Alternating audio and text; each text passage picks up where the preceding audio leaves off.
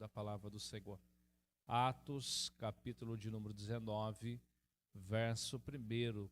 Todos podem dizer amém? E diz assim: E sucedeu que, enquanto Apolo estava em Corinto, Paulo, tendo passado por todas as regiões superiores, chegou a Éfeso. E achando ali alguns discípulos, e disse-lhes: Recebeste vós já o Espírito Santo quando crestes?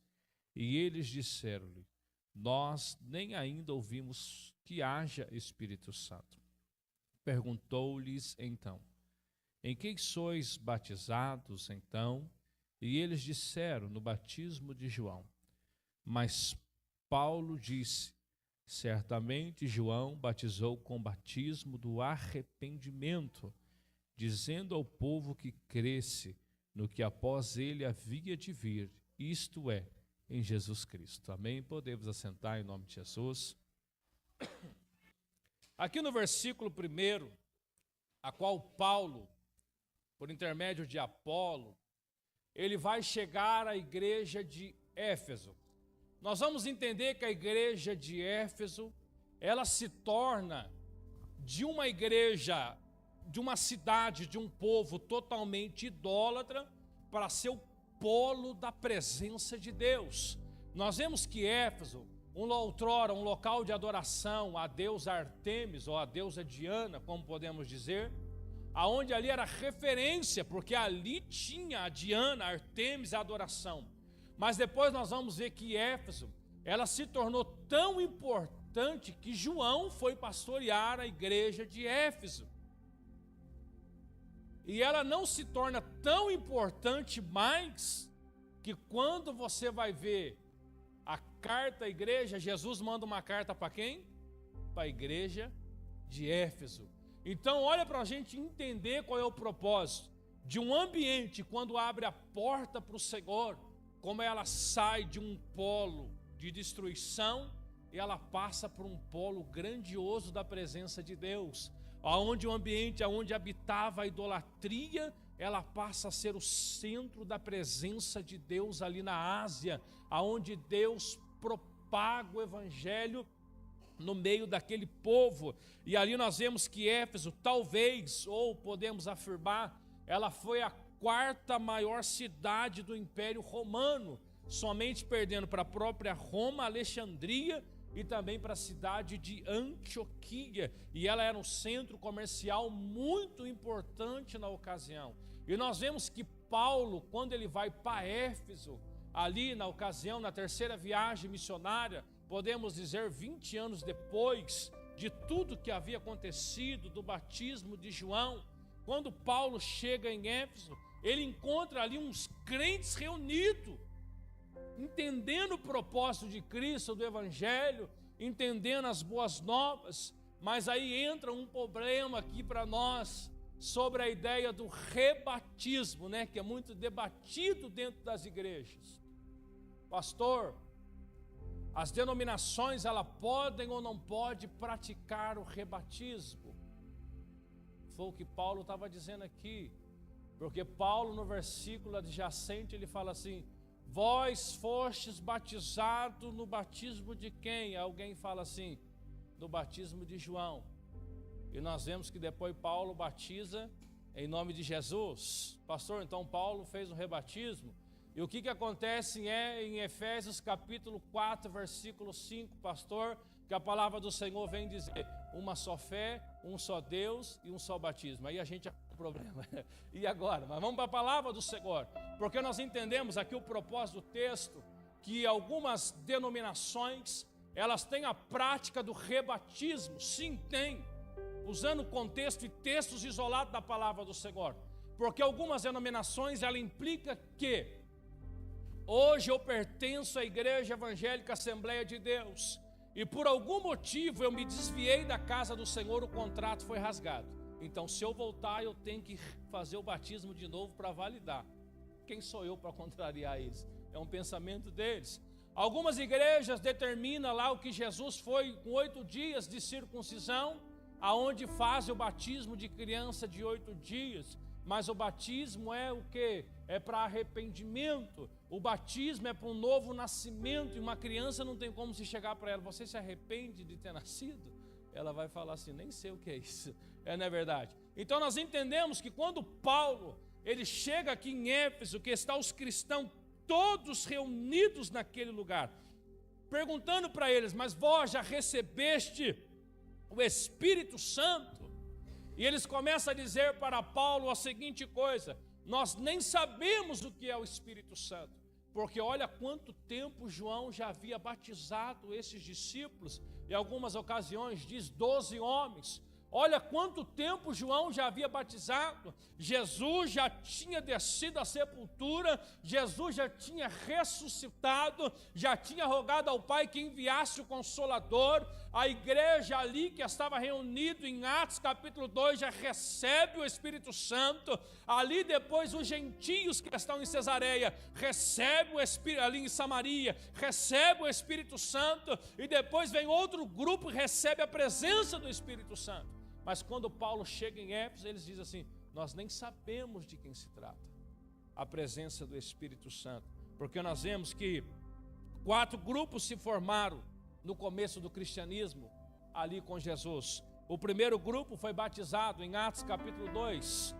O segundo grupo foi o samaritano em Atos capítulo 8, versículo 14, que aconteceu quando Pedro está na onde? Na casa de Cornélio, não é isso? Que Pedro fala: e caiu sobre eles o Espírito Santo. E depois ele vai dizendo, e os que foram batizados, depois os gentios, samaritanos, irmão, me pulei no texto, em Atos capítulo 8, versículo 14, e depois os gentios que receberam na casa de Cornélio, em Atos capítulo 10, versículo de número 44, e agora o 4º grupo de cristão recebe o batismo com o Espírito Santo aqui na igreja de Éfeso, por intermédio de Paulo. Mas vamos entender o texto.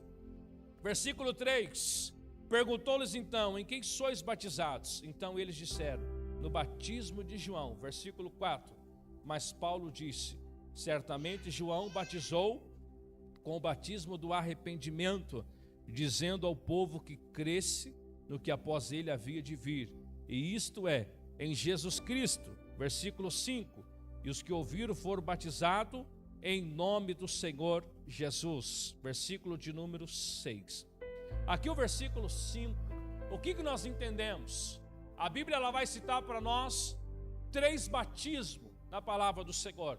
O primeiro batismo, ele fala do batismo de João, que João ele aparece pregando para aquela multidão, às vezes até duro, dizendo assim: olha, raça de víboras, quem vos ensinou a fugir da ira futura de Deus? João está pregando o batismo do arrependimento, dizendo para eles: arrependa dos seus pecados. Mas o batismo de Jesus, a qual nós praticamos hoje no nosso meio cristão, é para um novo nascimento, porque quando a gente aceita Jesus como Salvador, a gente já está se arrependendo do nosso pecado.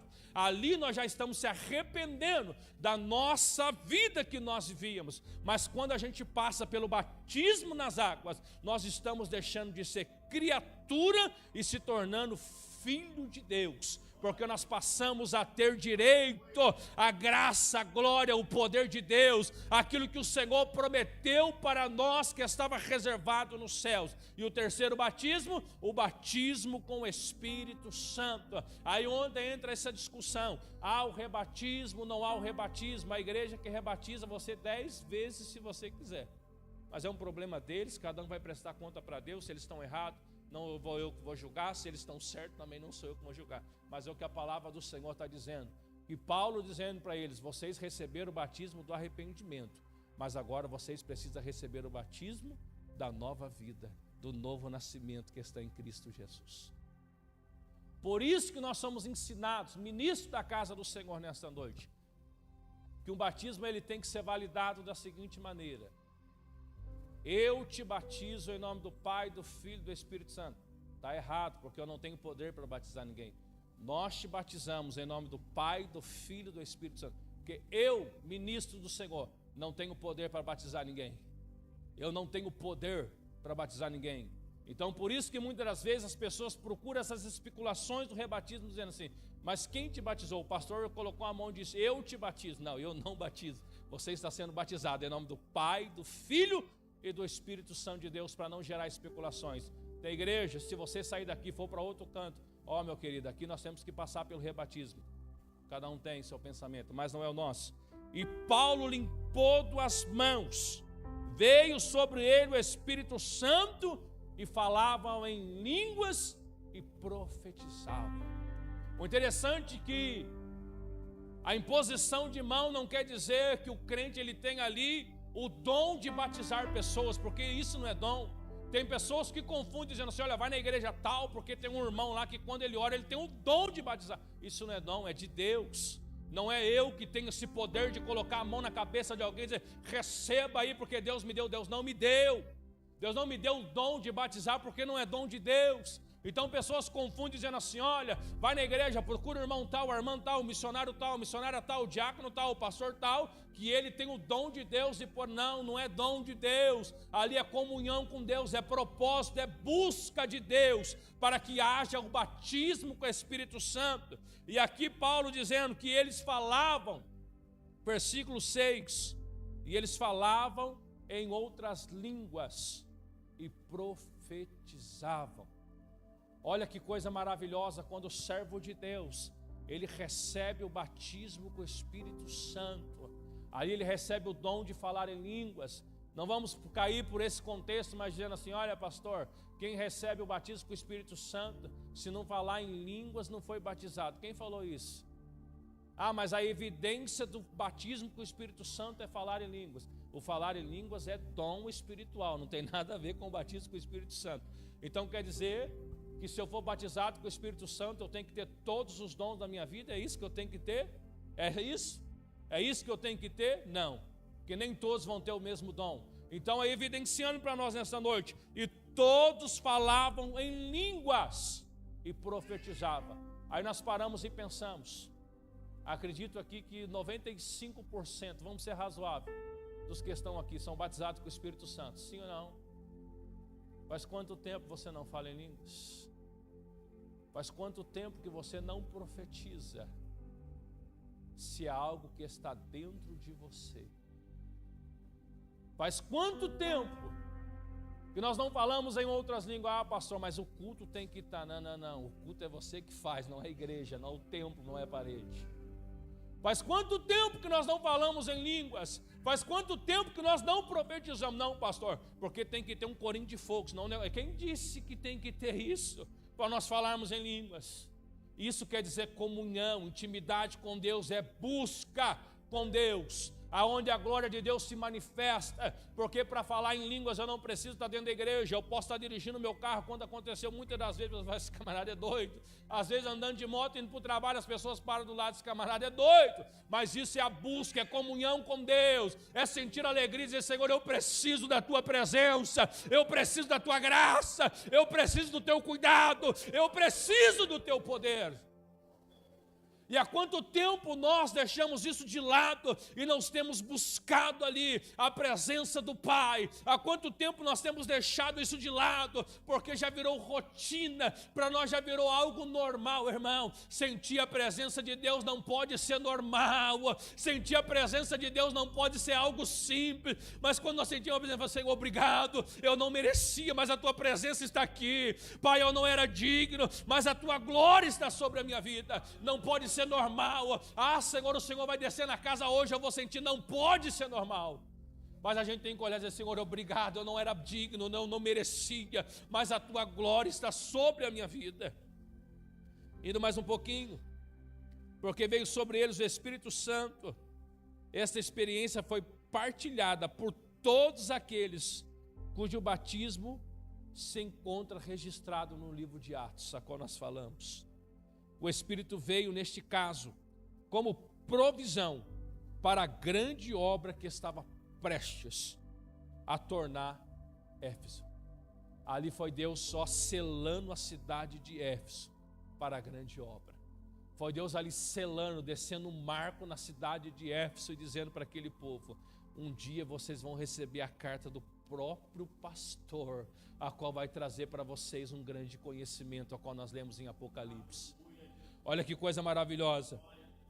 Porque de uma cidade devota a Deus Artemis, Diana, num lugar conquistado para Cristo, a ponto de se tornar um polo do cristianismo para toda a região da Ásia e circunvizinhança, ao longo de vários séculos. Olha que coisa importante, aprenda isso. A presença do Senhor, quando ela te sela, é para marcar gerações. Alarabaia, xaracamanaya. Aprenda isso. O Senhor não selou com o Espírito Santo para você pegar, embrulhar e guardar dentro de uma gaveta, não. Mas o Senhor te selou com o Espírito Santo para marcar cidade, para marcar bairro, para marcar gerações, para marcar a sua casa, para marcar a sua família. O Senhor te selou, foi com esse propósito. Não foi para você guardar dentro de uma gaveta e dizer, não, o Senhor não é para isso. Lembra quando você pagou o preço, você buscou, e agora você guarda dizendo, ei, volta para o propósito a qual o Senhor designou a cada um de nós para essa terra. Aleluia.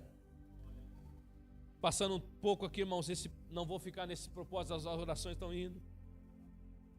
Versículo 7, estes eram todos uns 12 varões. Versículo 8, e entrando na sinagoga, falou ousadamente por espaço de 3 meses, disputando e persuadindo acerca do reino de Deus.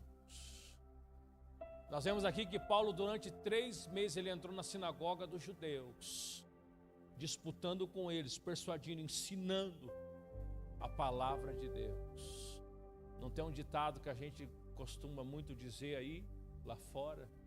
Água mole em pedra dura, tanto bate até que fura. A palavra de Deus era isso que Paulo estava dizendo. Eu vou continuar pregando a palavra do Senhor aqui neste lugar. Eu não vou parar de pregar a palavra do Senhor. Ao menos que vocês me matem, ao menos que vocês arranquem a minha voz. Mas enquanto eu estiver aqui, eu vou continuar pregando a palavra de Deus aqui nesse ambiente. E quantas das vezes nós desistimos numa primeira pregação? E quantas das vezes a gente vai falar do amor de Cristo para uma pessoa, ele não dá nada, a gente fala assim, a palavra do Senhor diz para a gente não lançar pérola aos porcos. Ei, mas será que você tem insistido? Você só está aqui porque talvez pessoas gastou anos de oração para que você chegasse aqui nesta noite. Você só está aqui porque talvez pessoas que nem era da sua própria família, gastou madrugadas a fio de joelho dobrado, dizendo, Senhor, faz uma obra na vida dele, faz uma obra na vida dela, e você nem sabia que estava orando pela sua vida, e você está aqui hoje. E às vezes nós estamos desistindo de pregar para alguém que está do nosso lado, às vezes nós estamos abrindo mão de pregar por pessoas que estão ao nosso derredor, dizendo, Deus, eu não estou vendo mudança. Mas aquela pessoa, quando olhava para você e não via mudança, ela dizia, mas eu creio, eu vou continuar orando. Aquela pessoa olhava para você e dizia assim, olha, eu não vejo mudança, estão falando que não vão dar em nada, mas eu só paro de orar quando eu ver ele, quando eu ver ela dentro da igreja, quando eu ver ele, quando eu ver ela com a Bíblia debaixo do braço, indo para a casa do Senhor. Esse é o propósito de Deus. Não desista no primeiro obstáculo, não desista na primeira frustração, mas continue pregando, continue orando, porque quem faz a obra é Deus, quem trabalha é Deus, quem convence é Deus. Mas nós temos o poder de falar com o Pai, dizendo, Senhor, eu não tenho força mais para fazer, mas o Senhor me capacita, me dá graça, Senhor, me dá ousadia, para que essas vidas possam ser alcançadas também pela Tua palavra. Indo mais um pouquinho, as horas já se foi, irmãos.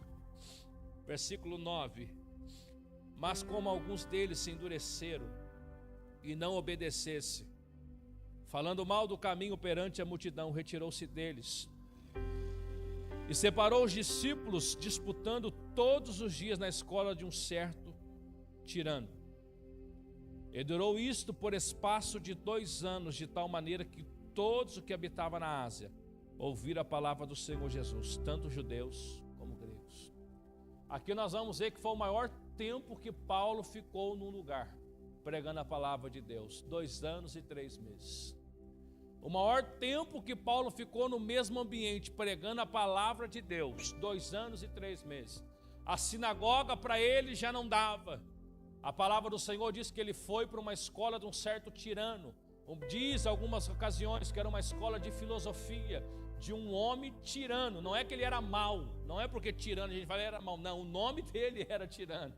Paulo foi para uma escola de filosofia de um homem judeu que acreditava ali na filosofia, e ele abriu as portas para que Paulo continuasse pregando a palavra de Deus, para que Paulo continuasse ensinando a palavra de Deus. E nós vemos que isso, nessa ocasião, a Ásia toda foi alcançada pelo Evangelho de Cristo.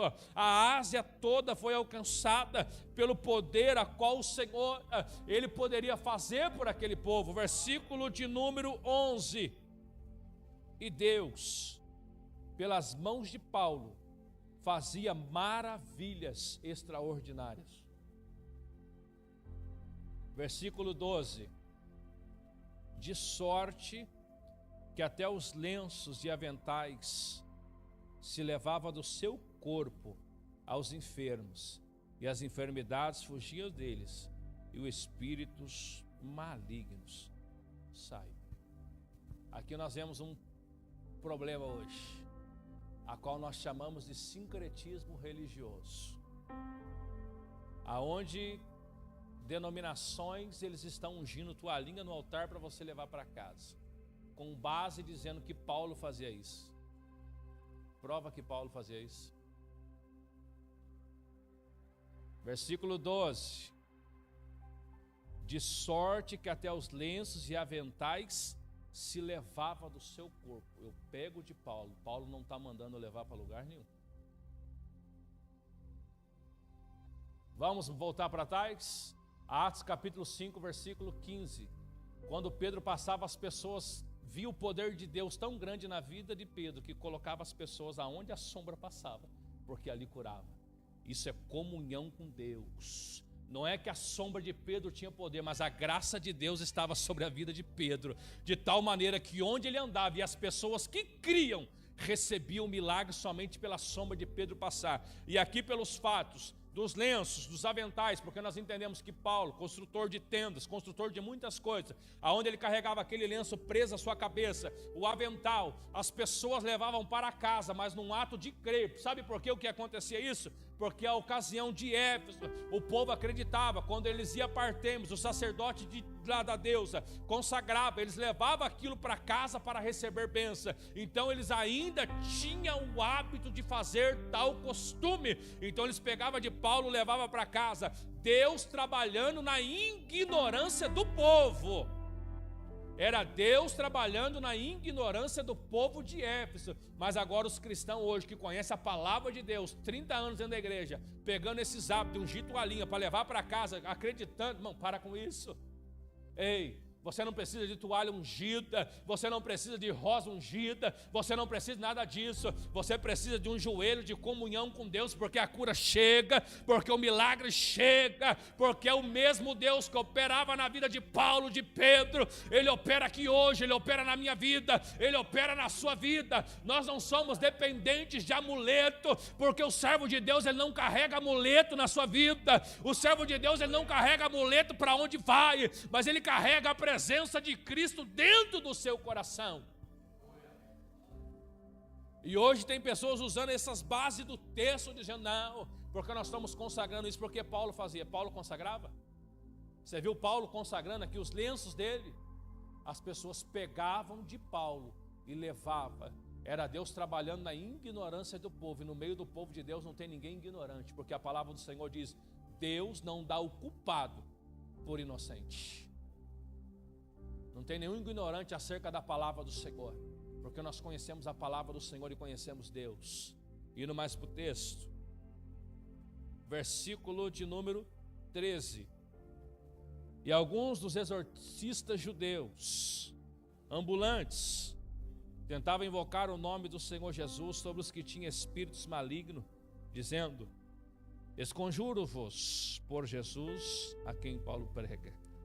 Os que faziam isto eram 7 filhos de Seva, judeu principal dos sacerdotes.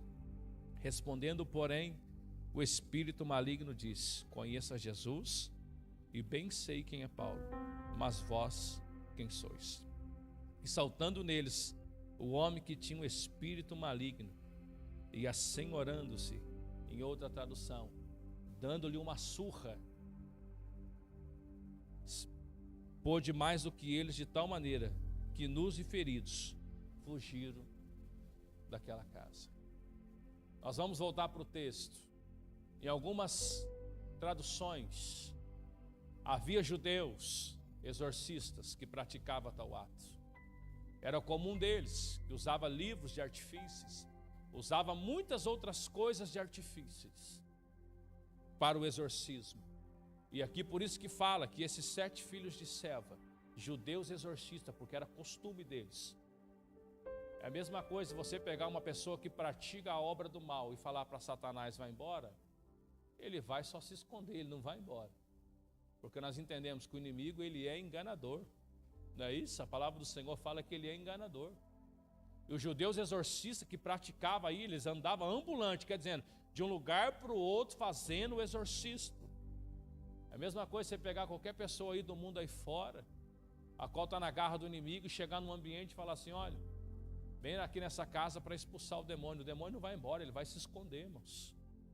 Mas aquele servo que tem a autoridade de Deus, ele não vai entrevistar demônio, ele vai falar assim, ó, sai em nome de Jesus, e o demônio vai bater em retirada sem titubear. E aqui quando esses homens acostumados a praticar tal coisa, eles chegam e eles começam a entender que Paulo, a graça de Deus estava sobre a vida de Paulo, que Paulo ali, pela mão de Deus, Paulo operava milagres, que pelas mãos de Deus, Paulo expulsava os demônios, Paulo curava os enfermos. Eles começaram a usar tal modo, que ele chega lá para um endemoniado e fala assim, olha, eu te expulso no nome de Jesus que Paulo prega. O demônio olha para eles e fala assim, Jesus eu conheço, Paulo eu também sei, mas quem sois vós?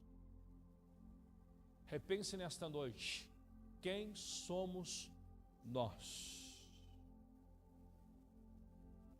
Sou crente, pastor, sou batizado nas águas, pertenço a uma igreja, pertenço à Assembleia, pertenço a Batista, pertenço a Quadrangular. Mas o diabo perguntou para eles, quem sois vós? Será que se fosse hoje, o inimigo poderia falar conosco dessa maneira? Mas quem é você? Será que realmente nós temos a autoridade que Cristo prometeu para nós? De colocarmos a mão e dizer, sai em nome de Jesus? Ou ele vai dizer para você assim, Jesus eu conheço, mas quem é você? Como é que vai ficar a nossa vida perante essa situação? Como que vai ficar? Porque o Senhor nos deu o poder e a autoridade para repreender, para curar, para falir e trabalhar na obra do Senhor.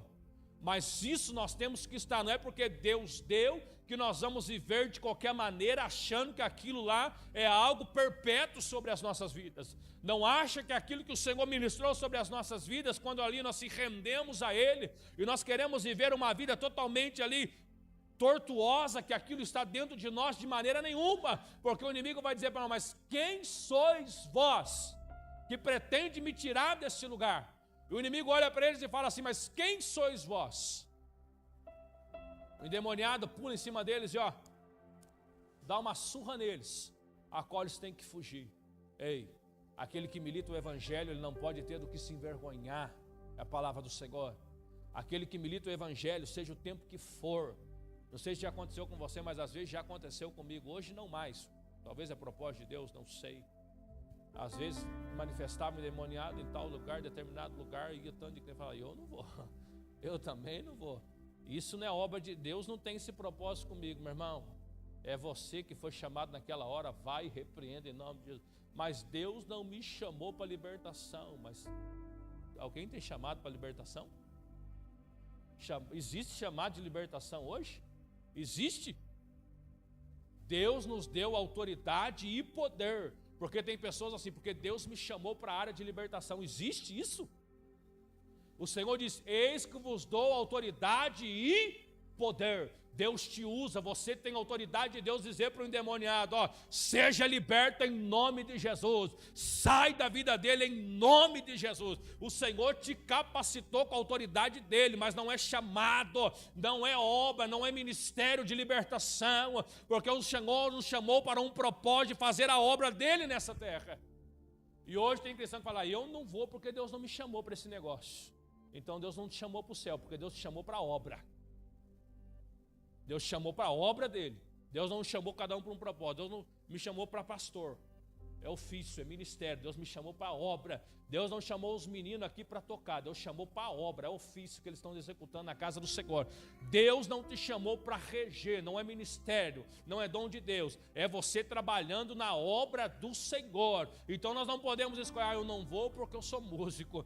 Não vou porque eu sou diácono. A autoridade do pastor está maior sobre a minha vida. Deus te chamou para fazer a obra dele, independentemente de grau de ministério do que você executa na casa do Senhor. Sai em nome de Jesus e a vida continua. E vamos aqui para o texto. Vamos mais, irmãos. Vou terminar. Versículo 17. E foi isso notório a todos que habitavam em Éfeso, tanto judeus como gregos. E caiu o temor sobre todos eles. E o nome do Senhor Jesus era engrandecido. Versículo 18. Muitos do que tinha crido vinha, confessando e publicando seus feitos. Também muitos do que seguiam artes mágicas trouxeram seus livros e os queimaram na presença de todos. E feito a conta do seu preço, achara que montava 50.000 peças de prata. Olha o que o poder da oração ela é capaz de fazer.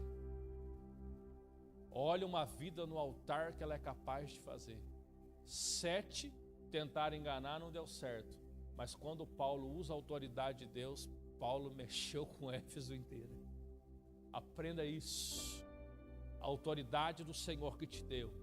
Quando você chega numa casa para fazer a obra, Ele mexe com a estrutura da família por completo. Porque foi notória a glória de Deus naquele ambiente que muitos começaram a trazer os livros ali de adivinhações, de coisas ocultas, do ocultismo, de bruxaria, de tudo que estava ali. Trouxeram para ser jogado fora. 50.000 peças de prata, ou quer dizer 50.000 moedas de prata, foram ali queimadas ao montante de livros a qual eles tinham. Porque esses livros eram pergaminhos com nomes e encantamentos usados em suas mágicas. Eram pergaminhos que eles usavam para fazer encantamentos e mágica. Ou seja, calculando os seus preços, os sacrifícios feitos pelos cristãos não constituiu apenas no preço dos livros que é citados por Lucas, mas também na perda de renda em potencial que poderia receber por meios das artes mágicas. Então, quando aquilo é queimado, a cidade ali começa a balançar, dizendo assim, como é que nós vamos ter dinheiro agora, se esse povo estão queimando tudo isso e não vão começar a comprar mais esse tipo de material? Se esse povo estão abrindo mão de tudo isso e não vão mais comprar esse tipo de material aqui, a cidade começa a entrar em alvoroço. Saiba que fazer a obra do Senhor é entrar em atrito mesmo. Saiba que fazer a obra do Senhor às vezes vai levar choque mesmo, porque a obra do Senhor ela vai trazer um movimento aonde ela está sendo feita. A obra do Senhor ela vai trazer um mover muito grande aonde ela está sendo estabelecida. A obra do Senhor, quando ela é propagada, ela é pregada, ela é ministrada no ambiente, ali aquele ambiente ele passa por uma transformação muito grande, aonde coisas ocultas vão ter que começar a ir embora, aonde coisas ali que não trazia benefícios vai ter que começar a ser jogado fora, aonde o inimigo ele não vai ficar feliz porque ele está perdendo terreno, ele está perdendo território. Então saiba que fazer a obra de Deus é causar às vezes desconforto, é causar às vezes alvoroço mesmo, porque uma mudança muito grande está acontecendo naquele lugar. Versículo 20. Assim a palavra do Senhor crescia poderosamente e prevalecia. E cumpridas essas coisas, Paulo propôs em espírito ir a Jerusalém, passando pela Macedônia e pela Caia. dizendo depois que houver estado ali, importa-me ver também Roma, que o propósito principal de Paulo era Roma. O desejo de Paulo era fazer um grande mover também em Roma. Enviado a Macedônia, 2 daqueles que o serviram, Timóteo e Erasto, ficou ele por algum tempo na Ásia. Naquele mesmo tempo houve um não pequeno alvoroço acerca do caminho, porque um certo ourives da prata, por nome Demétrio, que fazia de pratas nichos de Diana, dava não pouco lucro aos artifícios. Ourives é aquele que trabalha com ouro, trabalha com prata. Esse é o nome dado. 25. Aos quais, havendo os ajuntado com os oficiais de obras semelhantes, disse: varões, vós bem sabeis que deste ofício temos a nossa prosperidade. Ali eles começaram a ver que a palavra do Senhor pregado em Éfeso, eles trabalhando com prata, trabalhando com todo tipo de material para idolatria, eles estavam perdendo o seu dinheiro. Eles ali estavam perdendo a sua fonte de renda. Então eles começam a trabalhar um com o outro, dizendo: nós estamos perdendo. Aonde você mexe com um homem que tem prosperidade? É no dinheiro dele. Um homem que tem grande fortuna é no dinheiro dele. Aquele jovem que chega para Jesus e fala assim: bom mestre, tenho cumprido todos os mandamentos, tenho feito tudo o que o Senhor manda. Jesus olha para ele e fala assim: vende o que tens e reparte com os pobres. Ele fala: aí não, aí já mudou de figura. Quer mexer com alguém que tem muito dinheiro? Começa a tirar isso dele, falar para ele que ele tem que abrir mão disso. Aí não. Então esses homens até certo momento estavam tranquilos, mas quando isso começa a trazer prejuízo, eles começam a se juntar com os demais, para que a obra de Deus fosse paralisada por ali, para que a palavra do Senhor fosse paralisada, porque era uma boa fonte de lucro. Como o templo de Artemis ou Diana, ela era uma das 7 maravilhas do mundo antigo. Ela era uma das 7 maravilhas do mundo antigo. Então era algo suntuoso, aonde as pessoas queriam ir. Não confunda as 7 maravilhas do antigo com o mundo moderno, tá, irmãos? Não confunda. Torre Eiffel, a Estátua da Liberdade, a Torre Golden State, não é isso? Não confunda. Do antigo império. Então ali causava alvoroço na nossa região, sem citar ninguém. Não é uma maravilha, mas aonde que as pessoas querem vir? Na nossa região aqui próximo. Na onde as pessoas querem vir? Uma cidade próxima aqui, que tem o nome de uma mulher. Mas enfim, não é o caso, vamos continuar no texto. Vai lá e você começa a pregar contra aquilo, e começa a trazer ali, quebrar a fonte de renda, se você não vai causar um grande alvoroço lá dentro. Pare e pensa. Pare e pensa aqui próximo, o que estava acontecendo lá em Artemis, em Éfeso. Pare e pensa você começar a pregar um Jesus que está curando aleijado, que está curando cego ali dentro, que aquelas pessoas não precisam andar meses, quilômetros na beira de uma rodovia carregando uma cruz. Começa lá a pregar no portal daquela cidade, dizendo assim: você não precisa nada disso. E aquelas pessoas veem que a fonte de renda está secando. O que você é, rapaz? Até o governo começa a trabalhar contra você. Essa é uma realidade. E era isso que estava acontecendo aqui, porque ela era uma das 7 maravilhas do mundo antigo. As pessoas vinham de toda parte ali para adorar a deusa Diana. Vinham de toda parte para oferecer sacrifício e comprar miniaturas para poder levar para dentro das suas próprias casas. Era o que acontecia, eles estão vendo o lucro indo. Porque a suposta imagem da Diana, que tinha alegadamente caindo de Zeus, olha o que o mundo da mitologia fala, porque ela tinha caído de Zeus, pai de Thor, né? Aí nós estamos falando de Marvel, não é isso? Pai de Thor, o deus do trovão, não é isso? Na mitologia grega. Olha para você entender que a imagem de Artemis, a deusa, tinha sido mandada pelo próprio Zeus ali, para que eles pudessem adorar, para aquele povo. Mas enfim, não é o caso. E era provavelmente um meteorito que tinha caído na terra. Olha que coisa. Aquilo não foi uma imagem de Diana, foi um meteorito que caiu na terra naquela ocasião, e o povo achando que Zeus havia mandado, e o povo ali tinha adorado a imagem de Artemis que foi mandada por Deus. E ao longo dos séculos, o primeiro golpe que Diana recebeu, a idolatria Artemis recebeu em Éfeso, foi durante a permanência de Paulo na cidade. O segundo se deve a Nero, que roubou o templo de Artemis e os tesouros da arte. Mas enfim, não é o propósito do texto, porque Nero depois ele entrou dentro do templo de Artemis, Diana, e roubou todos os tesouros, tudo aquilo que tinha lá dentro. Nero, o grande imperador, roubou para ele. 26. E bem vedes e ouvis que não só em Éfeso, mas até quase em toda a Ásia, este Paulo tem convencido e afastado uma grande multidão, dizendo que não são os deuses o que se fazem com as mãos. Não somente há o perigo de que a nossa profissão caia em descrédito, mas também de que o próprio templo da grande deusa Diana seja estimado em nada, vindo a majestade daquela que toda a Ásia e o mundo venera a ser destruída. Olha o que ele estava propagando, Artemis, a Diana, que o templo dela ia virar em nada, que tudo aquilo que eles tinham conhecido estava para ser destruído. E no mais, irmãos, ouvindo isto, encheram-se de ira e clamaram dizendo: grande é Diana dos Efésios. E encheu-se de confusão toda a cidade, unânimes correram ao teatro, arrebatando a Gaio e Aristarco, macedônios, companheiros de Paulo na viagem.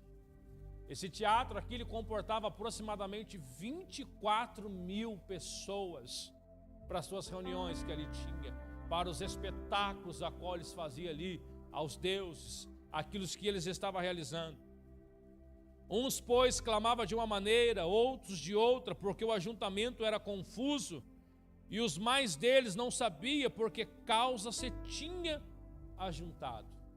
Olha para você entender, fizeram aquele efeito de manada, né? O efeito manada que a gente sempre fala. Se você parar na porta da igreja, efeito de manada, como é que ele funciona?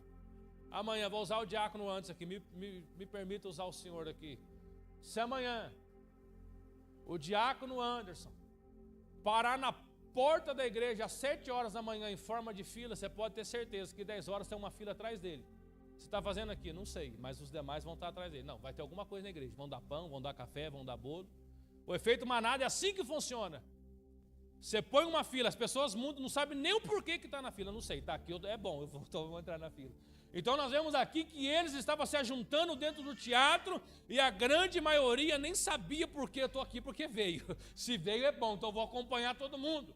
Eles estavam dentro daquele teatro sem saber por que estava disputando com Paulo, se era com Artemis, se era com os judeus, se era com gentios, se era com os gregos, se era com romanos. Eles nem sabiam o que estava disputando. Não, mas eu vim, rapaz, a multidão veio, eu achei que ia ter um show aqui, que ia ter um evento, então eu acompanhei. Famoso efeito manada. Se um for, todo mundo levanta, vai atrás, arrasta, sem nem saber o que está acontecendo. 33. Então tiraram Alexandre dentre a multidão, impelindo os judeus para diante. E Alexandre, acenando com a mão, queria dar razão disto ao povo. Mas quando conheceram que era judeu, todos, unanimemente, levantaram a voz, clamando por espaço de quase 2 horas: grande é a Diana dos Efésios. Vamos aqui, irmãos. Alexandre, ele sendo empurrado para a frente pelos judeus, era para deixar bem claro que os judeus estavam dissociados do cristão. Judaísmo, cristianismo. Os judeus que estavam em Éfeso e os cristãos que estavam em Éfeso, totalmente de lados opostos. Seja para fazer mais acusações contra os cristãos de delitos, contra os gregos, a multidão lá percebeu que os judeus não eram adoradores de Artemis, assim como os cristãos da Bíblia. Seu papel na história demonstra que o tumulto era uma disputa entre politeísmo. O que é o politeísmo? A adoração de muitos deuses, e o monoteísmo, a adoração ao único e verdadeiro Deus Criador. Olha que interessante para você ver. Éfeso. Quanto tempo tinha a cidade de Éfeso? Muito tempo. Quanto tempo tinha o templo da Diana? Muito tempo. Quanto tempo eles adoravam a Diana? Muito tempo. E só naquele dia eles foram descobrir que os judeus não adoravam a Diana. Olha que coisa interessante. Só naquele dia que eles falam assim: o povo está aqui, vivendo aqui, que nós vamos descobrir que eles não adoram que nem nós. Olha que coisa de doido. Aí que eles foram descobrir. Agora o negócio ficou sem jeito. Nós trouxemos uma multidão que nem adora essa deusa, estão aqui, e agora nós descobrimos que eles não adoram eles aqui também. Foi o que aconteceu aqui nessa ocasião. Que nem judeus, nem cristão, nem grego. Daí que eles descobriram que os judeus também não adoravam a deusa Artemis, a deusa Diana. Aí o negócio estava feio. Aí a nuvem enegreceu para o lado daquele povo. Indo mais. 26. 35. Então o escrivão da cidade, tendo apaziguado a multidão. 34, irmãos, me perdoe. Mas quando conheceram que era judeu, todos unanimemente levantaram a voz, clamando por espaço de quase 2 horas. Grande é a Diana dos Efésios. 35. Então o escrivão da cidade, tendo apaziguado a multidão, disse: varões efésios, qual é o homem que não sabe que a cidade de Efésios é guardadora do templo da grande deusa Diana e da imagem que desceu de Júpiter? Versículo 35. Ele vem falar do escrivão da cidade, ou seja, o secretário da cidade, que publicava as decisões da Assembleia do Povo. Ele era o oficial mais importante da localidade, para você entender. Ele era o oficial executivo de todas as assembleias que ele ia fazer ali. Ele era o intermediário do povo de Éfeso para a autoridade romana.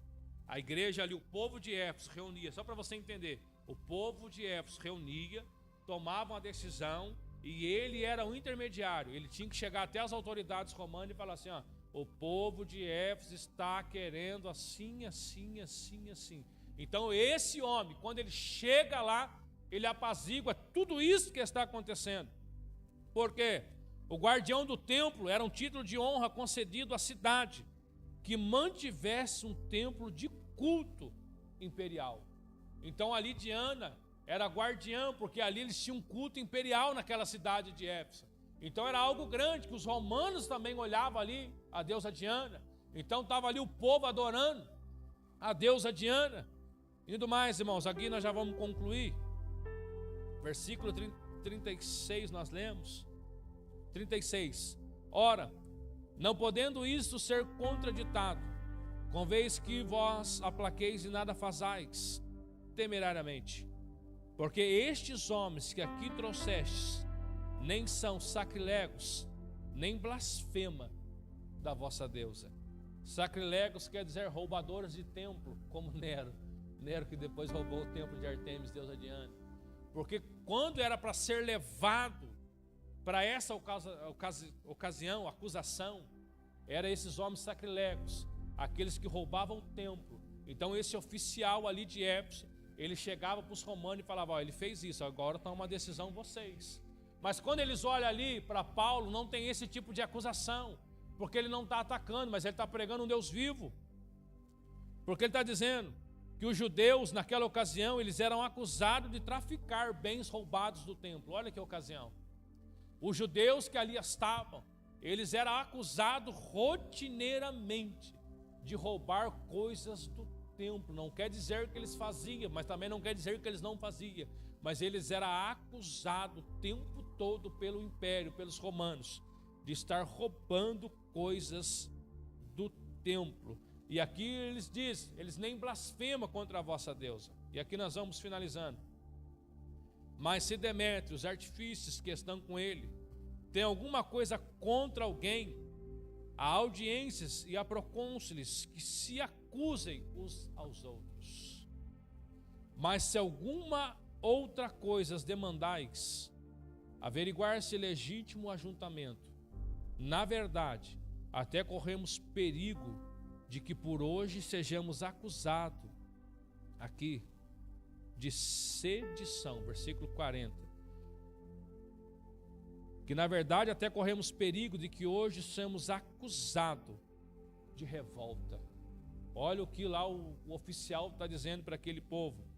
Não havendo causa alguma com que possamos justificar este concurso, ou toda esta confusão, ou tudo isso, e tendo dito isso, despediu o ajuntamento. Aprenda algo, irmãos, aprenda algo aqui, que quando nós estamos falando da palavra de Deus, o próprio Senhor levanta pessoas para nos justificar.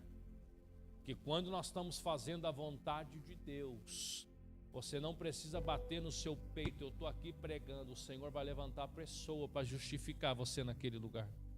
E quando você estiver fazendo a obra do Senhor, seja aonde for, você não precisa dizer, eu não estou aqui porque eu quero. Para com isso, você está lá porque o Senhor te mandou. Então você tem que querer estar lá fazendo a obra de Deus. Ah, eu não vim aqui porque eu quero. Não, você veio sim porque você é obediente à voz de Deus. Então você quer estar aqui sim. Você quer estar aqui. Ah, eu não vou na praça pública. Ah, eu não vim aqui porque eu quis pregar a palavra do Senhor. O Senhor te ordenou, ide por todo mundo, pregar o evangelho a toda criatura. O Senhor te ordenou. É ordenança, a gente obedece uma ordem de Deus. Então fala assim, olha, por mim eu teria ficado dentro de casa, mas como eu sou obediente à voz de Deus, então eu vim aqui pregar a palavra do Senhor. Como eu obedeço à voz de Deus, eu levantei da minha casa 6 horas da manhã, vesti a minha melhor roupa, vim na praça, vim na feira, vim no presídio, vim na catedral, mas eu vim porque o Senhor disse, ide. Então como eu sou obediente ao ide do Senhor, então eu obedeço. E a gente bate no peito, pega o microfone dizendo, por mim eu não queria. Você queria sim, porque você é obediente à voz de Deus. Porque se você não quisesse, você estava no mundo, você não estava na igreja, você não estava no caminho do Senhor. Então não venha pegar o microfone e dizer assim, irmão, por mim eu não queria. Você quer sim, porque Deus te chamou, Deus te escolheu, escreveu uma história, colocou uma pedrinha com o nome lá no céu a teu respeito. Então não diga mais, pelo amor de Deus, aonde você estiver, pegar o microfone, irmãos, eu não queria a oportunidade, queria, porque foi Deus que concedeu para você. Ah, irmãos, eu não queria pregar, queria sim, porque Deus te chamou para essa obra. Ah, eu não queria sim, porque você é obediente à voz de Deus. Alá vai achar a suricamanaia, porque nós somos obedientes ao chamado de Deus. Porque se nós não quisermos obedecer ao chamado de Deus, irmãos, a palavra do Senhor diz, as pedras vão clamar no nosso lugar. Saiba disso. Se nós não queremos obedecer à voz de Deus, tem pessoas lá fora gritando, clamando, dizendo, Senhor, me ajuda a sair da onde eu estou vivendo, me ajuda, Senhor, a voltar para onde eu não deveria ter saído. E você tem uma oportunidade grande de estar aqui nesta noite. Aí às vezes quer fazer charminho para Deus, às vezes quer fazer beicinho para Deus. Eu sei, mas eu não queria. Mas o Senhor, quando Ele olhou para ti, você disse, Senhor, eu aceito. Senhor, eu quero ser uma nova pessoa, eu quero deixar de ser criatura para se tornar filho de Deus. Então não faça charminho para Deus, porque a gente faz para o pai e para a mãe, não faz? Agora não quero, agora eu quero, agora não quero. Mas não faça charminho para Deus não, porque Ele te tirou do lamaçal do pecado, Ele tirou da podridão desse mundo, Ele tirou da onde ninguém te dava nada, te deu um nome, te deu uma casa, te deu uma história, te deu para ti uma promessa. E hoje você vai dizer, Senhor, mas eu não quero, eu não queria. Quero sim, Senhor, eis-me aqui, envia-me a mim, usa-me a mim, Senhor, porque eu quero ser um instrumento, eu quero ser um arauto, eu quero ser o teu profeta dessa geração. E finalizamos aqui nesta noite, irmãos, fico com essa palavra sobre os propósitos de Deus. Não desista no primeiro obstáculo de pregar a palavra do Senhor. Não desista no primeiro momento de fazer a obra do Senhor, mas persevere, porque o Senhor te chamou para marcar uma geração. Porque quando Paulo pregou em Éfeso, marcou uma grande geração, marcou uma grande história, que até o próprio Cristo mandou uma carta para a igreja de Éfeso, lá em Apocalipse. Então saiba que o Senhor te chamou, te plantou nessa terra, foi para marcar grandes gerações pelo poder de Deus que habita sobre a tua vida, foi para marcar um grande povo pelo intermédio daquilo que o Senhor tem para operar sobre a tua vida. Porque Paulo era um perseguidor, Paulo era alguém que as pessoas olhavam para ele e diziam que morra logo, essa pessoa que morra logo. Mas Deus disse, não, Paulo, você vai viver. Ah, Paulo, você vai passar por naufrágio, a víbora vai te picar, mas você vai fazer a minha obra. Então saiba nessa noite que o Senhor te elegeu antes da fundação do mundo para um propósito, e você tem que dizer, Senhor, eis-me aqui, envia-me a mim, usa-me a mim, Senhor, para este grande propósito. Que Deus abençoe em nome de Jesus.